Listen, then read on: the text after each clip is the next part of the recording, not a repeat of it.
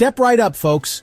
Grab your peanuts, your Cracker Jacks, and your favorite cap, because today, I'm winding the clock all the way back to where it all began. The birth of America's greatest pastime, baseball.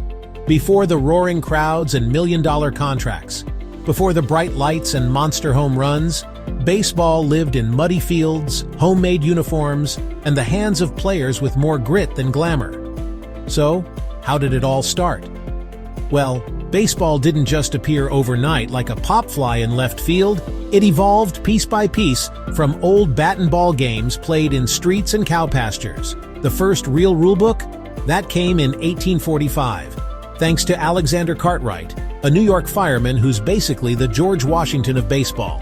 Soon, clubs started popping up all over the Northeast. The New York Knickerbockers were one of the first. They were more like a social club with bats, but they set the stage for what we now call baseball. Then, in 1869, everything changed.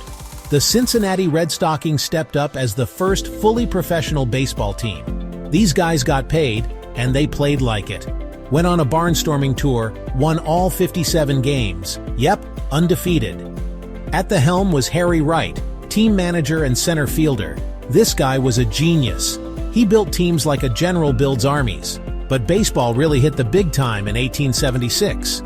That's when the National League was born. The OG Big Leagues. Chicago White Stockings, yep, the Cubs.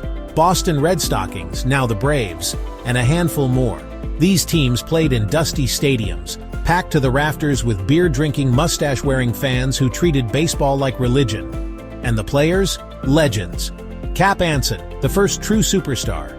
27 seasons, over 3,000 hits, and playing with gloves that were basically leather pancakes. King Kelly, baseball's first showman, stealing bases and the hearts of fans. Old Hoss Radbourn, a pitching machine, 59 wins in one season.